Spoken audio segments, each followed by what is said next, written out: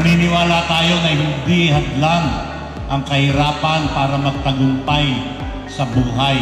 Magpapatuloy lamang ang pagunlad ng isang lipunan kung ito'y binubuo ng mga responsable, mga enlightened, mga informed na citizenry. Ating iguguhit ang kasaysayan ng San Mateo na binubuo ng mga mauunlad na mga mamamayan. Ang aking inspirasyon po ay ang aking pamilya ko po. Pamilya ko po talaga. Laging positive po ang kaisipan na sa mga panahon ng mga pagsubok, huwag pong mawawalan ng loob. Kasi ang hirap po ng buhay ngayon. Kung lalaki lang po ang naghahanap buhay, hindi po kakayanin. So kailangan bilang babae, may kakayanan bawat isa. Bilang magsasaka po, dito na po ako lumaki, dito ko na po pinanganak ang aking mga anak. At bilang babae na katuwang ng aking asawa, katuwang po ako na magpalaki sa aking mga anak. Mahirap na masarap, pero kailangan din, sipag. Pagka masipag ka, mas maganda ang talaga. Hindi pwede yung tatamad-tamad ka, wala din. Maganda, masipag talaga. Pero maganda naman kasi yung pinagpaguran mo, may balik. Mawawala yung pagod mo pagka andyan na yung anihan.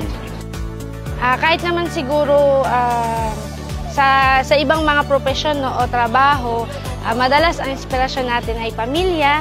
So, ganun din sa akin. Siguro yun yung pinakamahirap na part na ikaw ay hindi lang bilang public servant.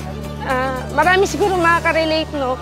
Kasi marami namang kababaihan na yung pinipili na magtrabaho. Kahit sabay noon na tinataguyod natin yung ating mga anak. Hindi man yung mga anak, no, pero minsan yung magulang natin o yung family natin. Iba't iba naman tayo ng paniniwala. Humingi tayo palagi ng lakas and strength na ipagpatuloy lahat ng gawain natin. Kasi nga, isipin natin araw-araw kung para kanino ba tayo bumabangon at para kanino ba yung mga ginagawa natin sa araw-araw. Ako po si Constante Garcia, isang tricycle driver ng San Mateo. Ako po ay nagsiservice sa mga bata dito po sa mga school ng San Mateo Rizal.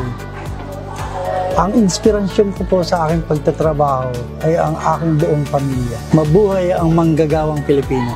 Ako si F.O.1 Romelio G. Reyes. Ako isang bombero sa Bureau of Fire Protection.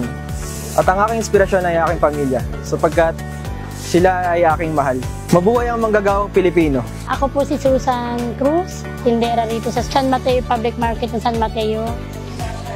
Ako po ay may 4 na anak. Ang inspirasyon ko po sa aking paghahanap buhay ang aking mga pamilya para makapag-aaral yung mga anak ko. Sa ngayon ay nakagraduate na po silang lahat. Mabuhay ang manggagawang Pilipino. Ako si JO1 Laika Generous G. Cabral. Ako ay isang Jail Officer 1 dito sa San Mateo Municipal Jail Female Dormitory. Ang aking inspirasyon sa pagtatrabaho ay ang aking pamilya, lalong-lalo na ang aking anak. Mabuhay ang manggagawang Pilipino!